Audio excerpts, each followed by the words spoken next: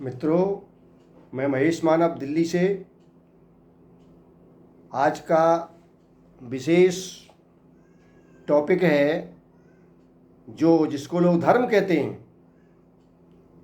धर्म क्या है, ये अधिकांश लोगों को पता नहीं और भ्रमित होकर के वो भटके हुए घूम रहे हैं और बुरी तरह भटके हुए घूम रहे हैं, क्योंकि जिसको लोग हिंदू, मुस्लिम, सिख, ईसाई, जैन, बौद्ध इनको धर्म कहते हैं, ये धर्म नहीं है।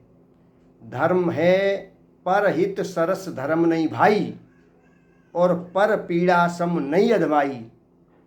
ये संप्रदाय हैं, हिंदू, मुस्लिम, सिख, ईसाई, जैन, बौद्ध आदि आदि, ये सभी संप्रदाय हैं, यानी अपने अपने जीने के एक तरीके का समूह, यानी संप्रदाय, यानी एक टीम।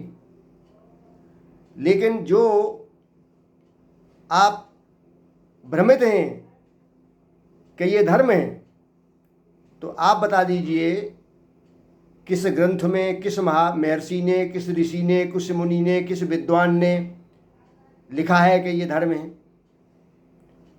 अब आप जो हिंदू से ही चालू करिए, आप जिसको आप हिंदू कहते हैं,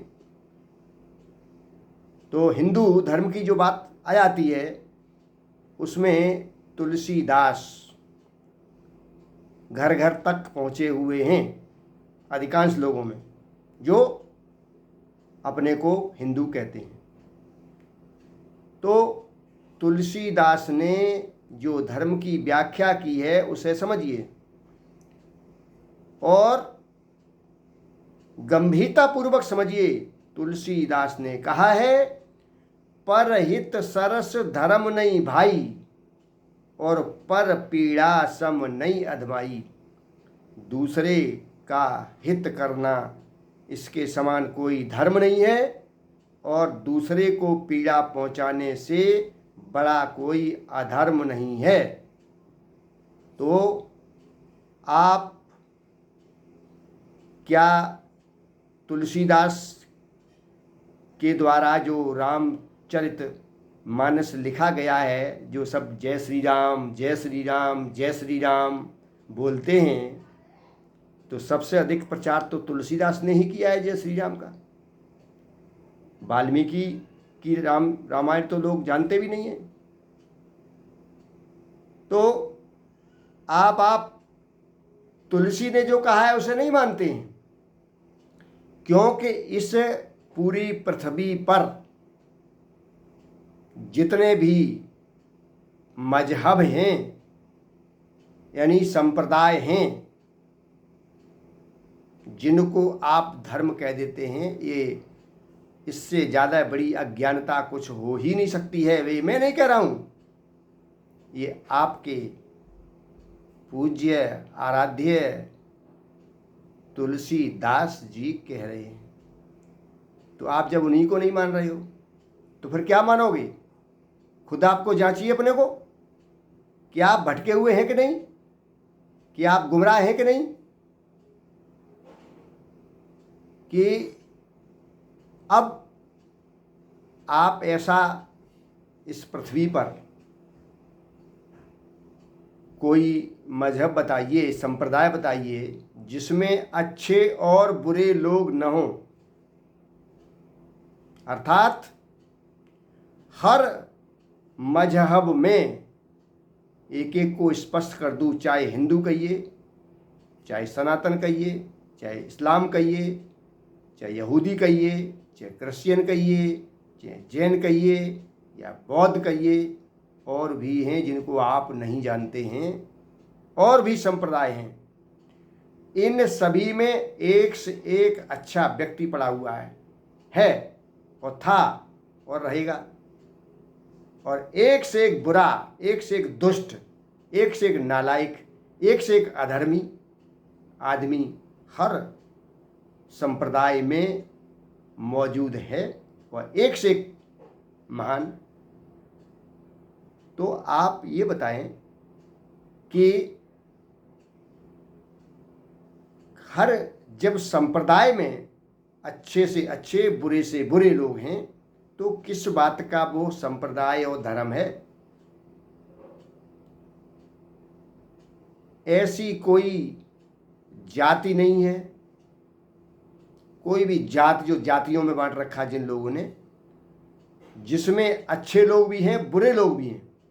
कोई भी जाति, किसी की जाति को ले लो, जितनी भी जातियां जानते हो हैं, उस हर जाति में एक से एक दुष्ट नालायक समाज विरोधी पड़े हुए हैं और एक से अच्छे श्रेष्ठ उत्तम सज्जन महान लोग भी मौजूद हैं। तो ऐसे ही चाहे आप देश ले लो,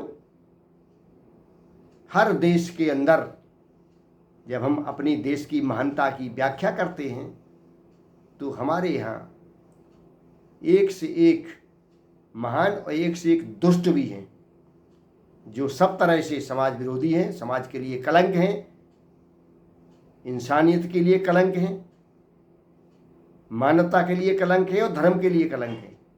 इसी तरह दूसरे देशों में भी अच्छे लोग हैं और बुरे लोग भी हैं।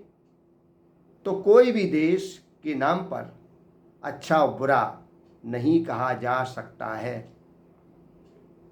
और इस बात को गहराई से समझिए, कोई भी जब जाति में ये नहीं कह सकता है कि सारे के सारे लोग अच्छे हैं और सारे के सारे लोग बुरे हैं। थोड़ा बहुत संस्कारों का और लोगों की दुष्टताओं के प्रभाव का, जिन्होंने समाज में गलत चीज़ें पैदा की हैं, गलत तरह से लोगों को गुमराह करके गलत रास्तों पर ले गए हैं, तो कम ज़्यादा थोड़ा हो सकता है। कुछ सुधर गए हैं, कुछ नहीं सुधरे हैं, कुछ भटके हुए हैं, तो कम ज़्यादा होंगे। इसी तरह ऐसा कोई गांव नहीं मिलेगा जिसमें अच्छे लोग भी हैं और बुरे लोग भी हैं। जहाँ तक परिवार भी एक बड़ा होता है, उसमें भी अच्छे और बुरे लोग होते हैं। तो आप ही बताइए कि धर्म क्या होता है? यानी जो हमारे मनीषी ऋषि मुनियों ने ध्यान में वर्षों तपस्या करके, वर्षों ज्ञानार्जन करके, वर्षों जीवन का उद्देश्य समझने के लिए जो चीज़ें बताई हैं, उनको समझना आवश्यक है। उसमें ध्यान दे के सुने। जितने महान पुरुष महर्षि हुए हैं, ऋषि मुनि हुए हैं, सज्जन हुए हैं, साधु हुए हैं, उन्होंने कहा है कि सर्वे भवन्तु सुखिना, सर्वे सन्तु निरामया, सर्वे भद्राणि पश्यन्तु माँ कश्चित् दुख भाग भवेत्। अर्थात सर्वे भवन्तु सुखिना, सभी सुखी हों,